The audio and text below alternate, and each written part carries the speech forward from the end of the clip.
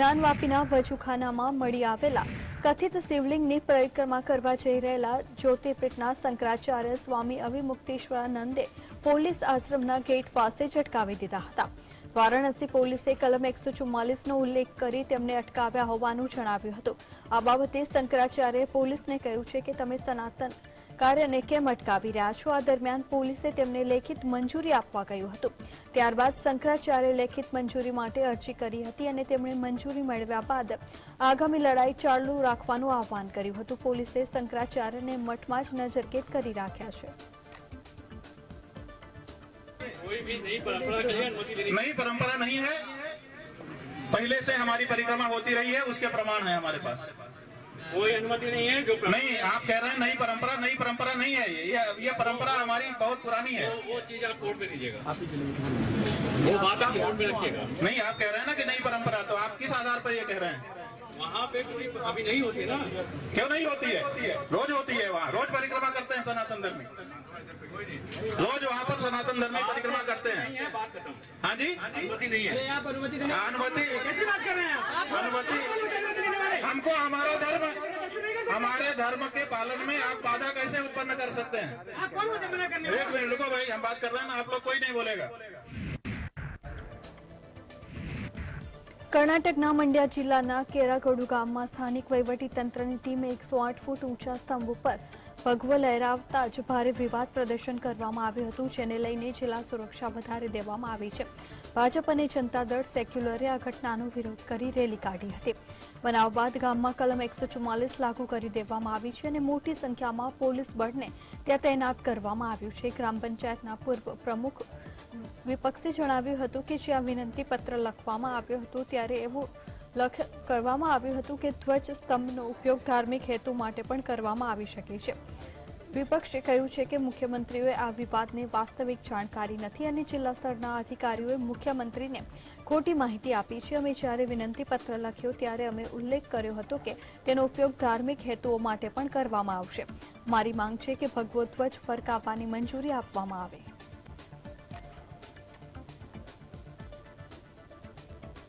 Yesterday the fresh incident happened in Mandya, Keragodu, where the local panchayat has taken a decision out of 22 members. 20 members signed for the decision to erect Hanuman Dwaj, 108 feet Hanuman Dwaj. But this government forcefully entered there. They removed that flag, and we demand this government to stop anti-Hindu mentality and to allow the particular panchayat or people practice, preach, spread their religious rights. Kolkata હાઈકોર્ટના બે જજ justice Abhijit ગંગોપાધ્યાય અને justice Somen Sen વચ્ચેની તકરાર પર supreme કોર્ટે મહત્વપૂર્ણ નિર્ણય લીધો છે। બે જજ વચ્ચે મતભેદ ઉભા કરવાના જાતિ પ્રમાણપત્ર કૌભાંડના કેસની સુનાવણી સુપ્રીમ કોર્ટ જ કરશે। જસ્ટિસ ડીવાય ચંદ્રચૂડની અધ્યક્ષતાવાળી બેન્ચે આ નિર્ણય લીધો છે। જસ્ટિસ ડીવાય ચંદ્રચૂડે કહ્યું છે કે જો આપણે સિંગલ બેન્ચ અથવા ડિવિઝન બેન્ચ ઉપર કંઈ કહીશું તો તે યોગ્ય નહીં હોય, તેનાથી હાઈકોર્ટની ગરિમાને અસર થશે। આ કેસને અમારી રીતે હેન્ડલ કરીશું। ઉલ્લેખનીય છે કે કોલકાતા હાઈકોર્ટના જજ જસ્ટિસ અભિજીત ગંગોપાધ્યાયે આરોપ લગાવ્યો હતો કે તેમના સહયોગી જજ તેમને એક રાજકીય પાર્ટી માટે કામ કરી રહ્યા છે અને જસ્ટિસ અભિજીત ગંગોપાધ્યાયની અધ્યક્ષતાવાળી એક જજ પીઠે મેડિકલ એડમિનિસ્ટ્રેશન કથિત અનિયમિતતા બાબતે સીબીઆઈ તપાસના આદેશ આપ્યા હતા, જેના ઉપર જસ્ટિસ સેનની અધ્યક્ષતાવાળી ડિવિઝન બેન્ચને રોક લગાવી દીધી હતી અને જેના ઉપર જસ્ટિસ અભિજીતે ડિવિઝન બેન્ચના સીબીઆઈ તપાસના આદેશ ઉપર રોકનો આદેશ છતાં સીબીઆઈ તપાસના આદેશ આપ્યા હતા। સાથે જ સુપ્રીમ કોર્ટને પણ આ મામલાને જવાબ આપવાની અપીલ કરી હતી।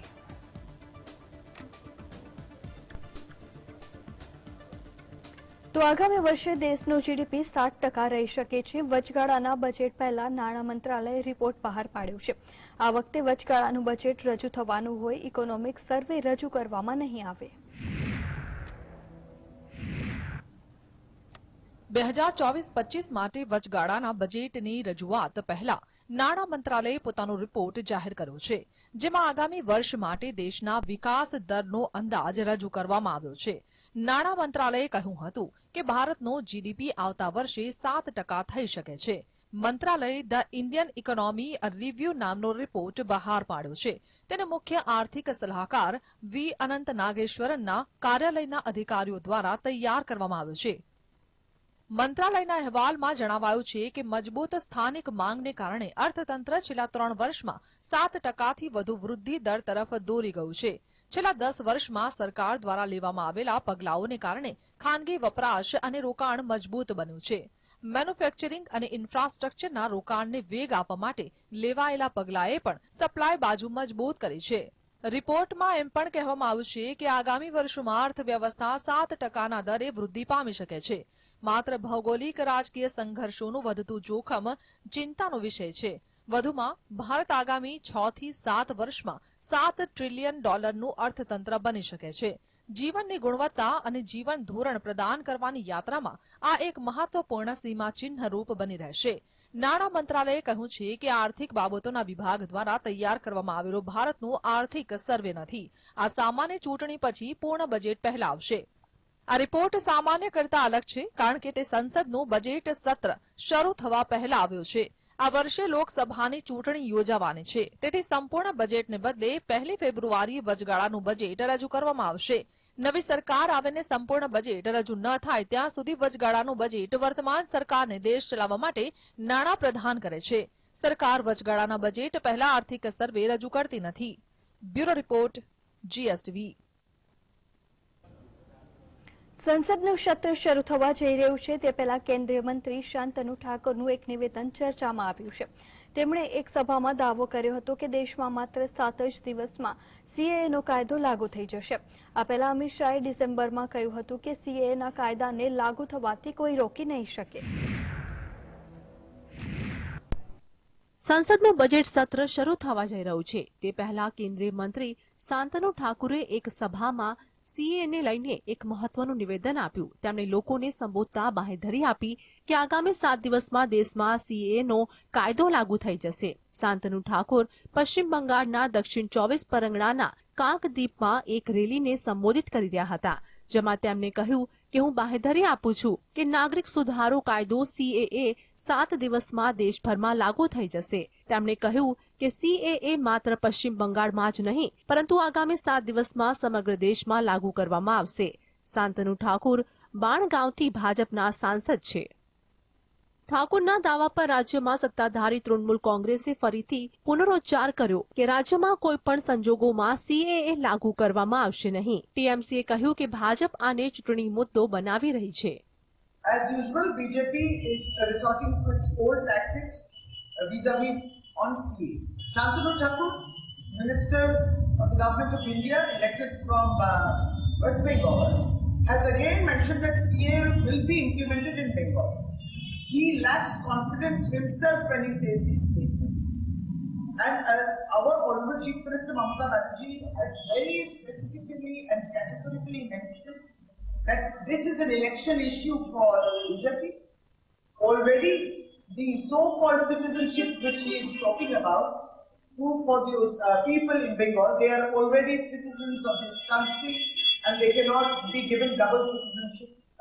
TMCએ ભાજપ અને કેન્દ્ર સરકાર પર લોકસભા ચૂંટણી પહેલા જ લોકોને ગેરમાર્ગે દોરવા માટે આવા સમાચાર ફેલાવવાનો આરોપ લગાવ્યો હતો. ગયા વર્ષે ડિસેમ્બરમાં કોલકાતામાં એક રેલી દરમિયાન ગૃહપ્રધાન અમિત શાહે પણ કહ્યું હતું કે CAAના અમલને કોઈ રોકી શકશે નહીં. શાહે ઘૂસણખોરી, ભ્રષ્ટાચાર, રાજકીય હિંસા અને તૃષ્ટિકરણના મુદ્દાઓ પર મમતા બેનર્જીને ઘેર્યા હતા. Bureau report, GSTV. બિહારમાં નીતિશ કુમારે મુખ્યમંત્રી પદના શપથ લીધા. એ કાર્યક્રમમાં બિહારના ભૂતપૂર્વ નાયબ મુખ્યમંત્રી સુશીલ મોદીની ગેરહાજરી ભાજપમાં ચર્ચાનો વિષય બની છે. નીતિશ કુમારના શપથ ગ્રહણ કાર્યક્રમમાં ભાજપના રાષ્ટ્રીય પ્રમુખ JP નડ્ડા હાજર રહ્યા હતા અને JP નડ્ડાનું સ્વાગત કરવા ભાજપના તમામ ટોચના નેતા હાજર રહ્યા હતા, પરંતુ રાજ્યસભાના સભ્ય સુશીલ કુમાર મોદી દેખાયા નહોતા. ભાજપના સૂત્રોનું કહેવું છે કે નીતિશ કુમાર સાથે જોડાણથી સુશીલ મોદી સહિતના નેતાઓને કોઈ હેસિયત નથી એવો મેસેજ ગયો હતો અને નીતિશે ભાજપનો સાથ છોડીને RJD અને કોંગ્રેસનો હાથ પકડ્યો. પછી મોદી નીતિશ ઉપર પ્રહાર કરવામાં સૌથી આક્રમક હતા અને સુશીલ મોદીએ 6 મહિના પહેલા જ કહ્યું હતું કે નીતિશ કુમાર નાક રગડતા આવશે તો પણ ભાજપ હવે તેમની સાથે નહીં બેસે.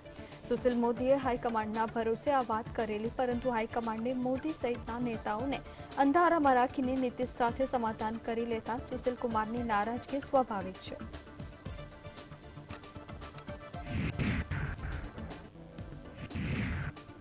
નીતિશ કુમારે પલટી મારીને ભાજપ સાથે હાથ મિલાવી લીધા પછી કોંગ્રેસના નેતા શશી થરૂરની ટ્વીટ વાયરલ થઈ છે.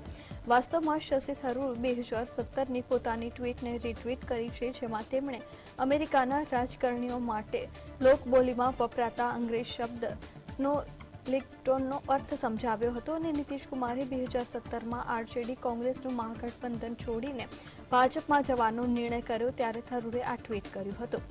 સ્નોલિકટોનનો અર્થ છે કે કંધો અને સિદ્ધાંતહીન રાજકારણી. શરૂથી તેઓ આ વર્ડ ઓફ ધ ડે ગણાવીને લખ્યું છે કે આ શબ્દ ફરીથી ઉપયોગ કરવો પડશે એવું કદી વિચાર્યું નહોતું. ટ્વીટમાં થરૂરે આ શબ્દ પહેલીવાર 1845માં વપરાયો હતો એનો ઉલ્લેખ પણ કર્યો હતો. થરૂરની ટ્વીટે લોકો લાઇક કરી રહ્યા છે અને ઘણા કોમેન્ટ પણ આવી રહ્યા છે. નીતિશ માટે શશી થરૂર એકદમ બંધ બેસતો શબ્દ શોધી લાવ્યા છે.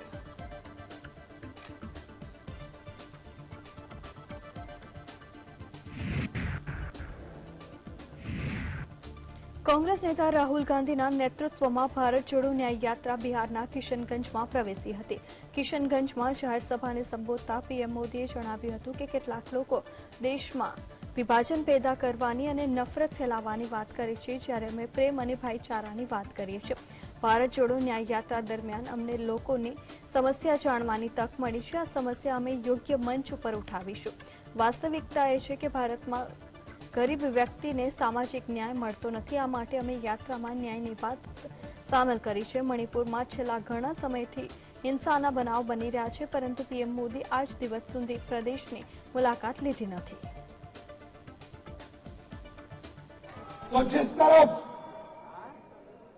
वो नफरत की बात करते हैं, देश को बांटने की बात करते हैं, दूसरे तरफ हम मोहब्बत, इज्जत, भाईचारे की बात करते हैं.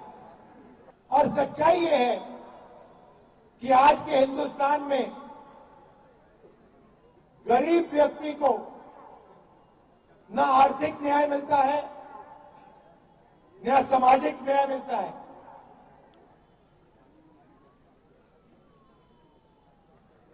तो इसलिए हमने न्याय की बात जोड़ी है. ભારત જોડો ન્યાય યાત્રા બિહારના કિશનગંજમાં પ્રવેશી છે, ત્યારે આ વિશે પ્રતિક્રિયા આપતા કોંગ્રેસ પાર્ટીના નેતા જયરામ રમેશે જણાવ્યું છે કે અસમમાં મુખ્યમંત્રી હિમંતા બિસ્વા શર્માના નિવેદનને પગલે કોંગ્રેસ પાર્ટીને ખૂબ જ પ્રચાર પ્રસાર થયો છે. લોકો રાહુલને આવકાર્યું છે અને નીતિશ કુમારના વિશ્વાસઘાત બાદ કિશનગંજના લોકો મોટી સંખ્યામાં પહોંચ્યા છે અને યાત્રાનું સ્વાગત કર્યું છે. અમને બિહાર કે આસામના મુખ્યમંત્રી પાસેથી પ્રમાણપત્રની જરૂર નથી. અમે મમતા બેનર્જીએ યાત્રામાં સામેલ થવા બાબતે આમંત્રણ પાઠવ્યું છે, એટલું જ નહીં, અમે તો અગાઉના પ્રદેશોમાં યાત્રાના પ્રવાસ દરમિયાન નીતિશ કુમારને પણ આમંત્રણ આપ્યું હતું, પરંતુ તેઓ અન્ય ગઠબંધનમાં સામેલ થઈ ગયા.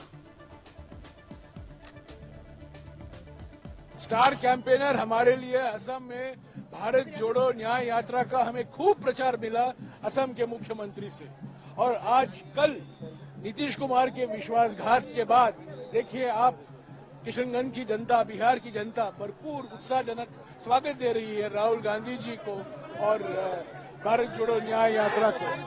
तो हमें कोई सर्टिफिकेट नहीं चाहिए असम के मुख्यमंत्री से या बिहार के मुख्यमंत्री से. हमने निमंत्रण सभी को दिया है, ममता जी को भी दिया था, हमने नीतीश कुमार जी को भी कहा था, पर वो तो गिरगिट निकले. અસમમાં રાહુલ ગાંધીની ન્યાય યાત્રા સમયે પોતાના ન્યાય માટે ધરણા કરનાર અસમ મુક્ત કોંગ્રેસ અંગિતા દત્તાએ ભાજપમાં જોડાઈ ગયા છે અને દત્તાની સાથે ઓલ આસામ સ્ટુડન્ટ્સ યુનિયનના સંખ્યાબંધ કાર્યકર્તાઓ પણ ભાજપમાં જોડાતા લોકસભાની ચૂંટણીમાં ભાજપને મોટો ફાયદો થવાનો દાવો કરવામાં આવી રહ્યો છે. અંગિતાએ યુથ કોંગ્રેસના રાષ્ટ્રીય પ્રમુખ શ્રીનિવાસ બીવી સામે સત્તામણીના આક્ષેપ કરીને સનસનાટી મચાવી હતી. કોંગ્રેસ હાઈકમાન્ડે શ્રીનિવાસ સામે પગલાં ભરવાના બદલે દત્તાને પક્ષમાંથી સસ્પેન્ડ કરી દેતા દત્તા 1 વર્ષથી લડત ચલાવી રહી હતી અને છેવટે થાકીને તેણે ભાજપનો ખેસ પહેરી લીધો છે. અંગિતાએ પિતા અજય દત્તા પ્રદેશ કોંગ્રેસ પ્રમુખ રહ્યા હતા અને 3 વાર ધારાસભ્ય પદે ચૂંટાયા હતા. આસામની 2021ની ચૂંટણીમાં અંગિતા કોંગ્રેસની ટિકિટ ઉપર આમગુડીમાંથી લડી હતી અને હારી હતી. ભાજપ અંગિતાને 2026ની ચૂંટણીમાં ટિકિટ આપશે. मैं बहुत खुश हूँ. मुझे डॉक्टर हिमंत विश्व शर्मा जो आसाम को पूरे देश में पहले तो नॉर्थ ईस्ट और आसाम को जानते भी नहीं थे, आज वो आसाम को बहुत आगे लेकर आ चुके हैं और आसाम के काफ़ी पॉपुलर सीएम भी है. तो मैं बहुत खुश हूँ. आज मैं इस पार्टी में मुझे स्थान मिला है. જમીન કૌભાંડ સંબંધિત મની લોન્ડરિંગ કેસમાં ઈડીએ ઝારખંડના સીએમ હેમંત સોરેન હાજર થવા માટે 31મી જાન્યુઆરી સુધીનો સમય આપ્યો છે. ઝારખંડ મુક્તિ મોરચાના કાર્યકારી પ્રમુખ હેમંત સોરેને સોમવારે ઈડીને એક મેઇલ મોકલીને તેમની ઉપલબ્ધતા વિશે માહિતી આપી છે. જેમ એમના સૂત્રો દ્વારા માહિતી એવા સમય શેર કરવામાં આવી છે જ્યારે કેસની તપાસના સંબંધમાં સોમવારે ઈડીની ટીમ હેમંત સોરેનના દિલ્હી સ્થિત નિવાસસ્થાન ઉપર પહોંચી હતી. 20 જાન્યુઆરીએ ઈડીએ સોરેનના રાંચી સ્થિત સત્તાવાર નિવાસસ્થાને પહોંચી હતી અને ગયા અઠવાડિયે તપાસ એજન્સીએ 27મી જાન્યુઆરીએ સોરેનને પત્ર લખીને કેસ સંબંધમાં પૂછપરછ માટે હાજર થવા બાબતે 31મી જાન્યુઆરીની તારીખ માંગી હતી. આ સમન્સમાં સોરેનને પૂછવામાં આવ્યું હતું કે 29 જાન્યુઆરી અથવા 31 જાન્યુઆરી વચ્ચે પૂછપરછ માટે કયા દિવસે હાજર રહેશે.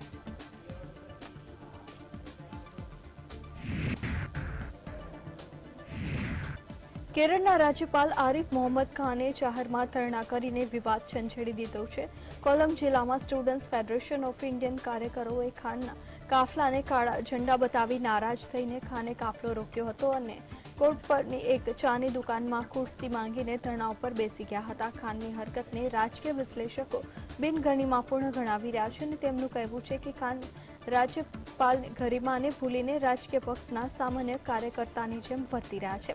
ખાને પોલીસ ઉપર ફેડરેશનના વિદ્યાર્થીઓને પોતાની સામે દેખાવો છતાં કંઈ નહીં કરવા માટે પોષવાનો આક્ષેપ મૂક્યો છે. આરિફ મોહમ્મદ ખાને કેરળ યુનિવર્સિટી સેનેટમાં રાષ્ટ્રીય સ્વયંસેવક સંઘ સાથે સંકળાયેલા 4 વિદ્યાર્થી નેતાઓની નિમણૂક કરી હતી અને તેની સામે ફેડરેશન વિરોધ કરી રહ્યું છે. વિશ્લેષકોના મતે રાજ્યપાલ રાજકીય વિચારધારા પ્રમાણે નિર્ણય લઈને વિદ્યાર્થી યુનિયનોને વિરોધ કરવાનું કારણ આપી દીધું છે.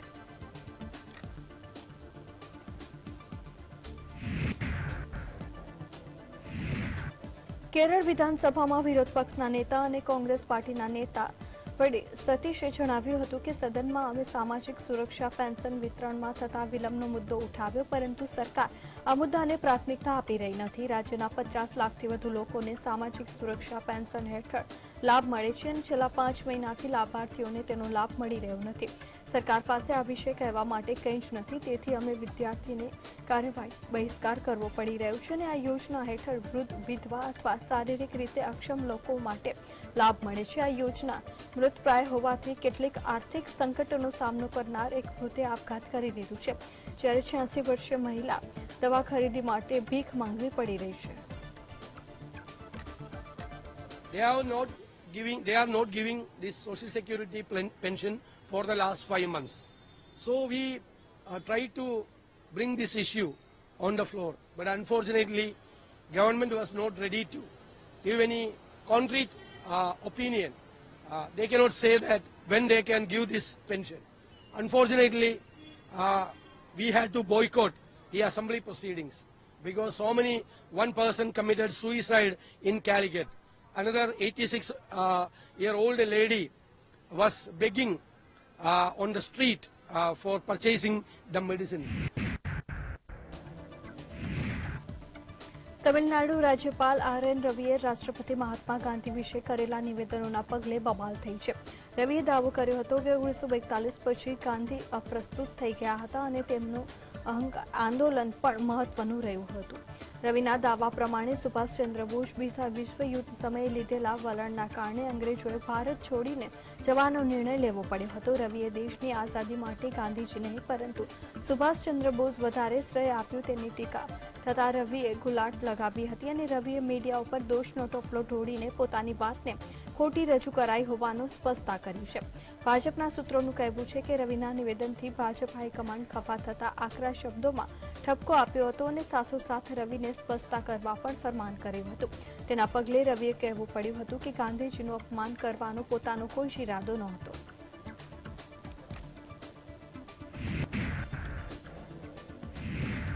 બોર્ડની પરીક્ષામાં સામેલ થનારા વિદ્યાર્થીઓને તણાવ ઓછો કરવા માટે વડાપ્રધાન મોદી દ્વારા કરવામાં આવતી પરીક્ષા પે ચર્ચાનું આજે 7મું સંસ્કરણ છે. દિલ્હીના ભારત મંડપમાં આયોજિત પરીક્ષા પે ચર્ચા માટે 2,26,00,000થી વધુ વિદ્યાર્થીઓએ ઓનલાઈન રજીસ્ટ્રેશન કરાવ્યું હતું. ભારત મંડપમાં 4,000 વિદ્યાર્થીઓ અને વાલીઓ પીએમ મોદી સાથે વાતચીત કરશે. પરીક્ષા પે ચર્ચા દરમિયાન વડાપ્રધાન મોદી વિદ્યાર્થીઓ ઉપરાંત શિક્ષકો અને વાલીઓ સાથે પણ પરીક્ષાની તૈયારીઓ અને સામેના પડકારો ઉકેલવાની ટિપ્સ આપતા હોય છે. खाना फिर माँ कहे अरे तुम्हारा तो एग्जाम सेंटर इतना दूर है, तुम रात आते आते 7 बज जाएगा, ऐसा करो कुछ खा के जाओ, फिर कहेगी कुछ लेके जाओ. उसको वो रजिस्ट करने लगता है, नहीं मैं नहीं ले जाऊंगा. वहीं से तनाव शुरू हो जाता है, घर से निकलने से पहले हो जाता है.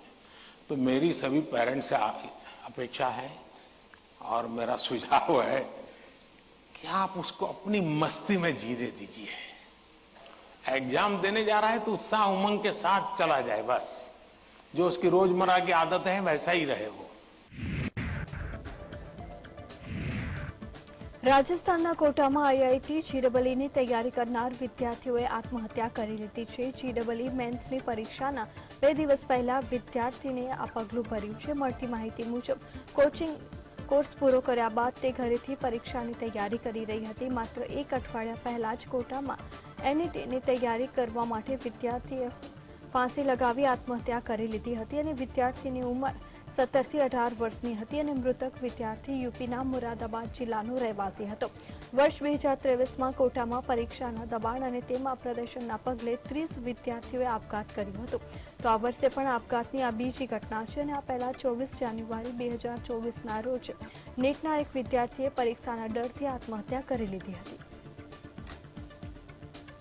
19 साल की थी. कल जेई का एग्जाम था इसका, उसको लेके थोड़ी डिप्रेशन में थी. ये घटना आज हुई कि थोड़ा पढ़ाई का डिप्रेशन था, ऐसा परिवारजन बता रहे हैं इसके. नाम बताना. और कोई कारण नहीं इसमें. सुसाइड नोट ऐसा कुछ भी नहीं मिला वहाँ पे.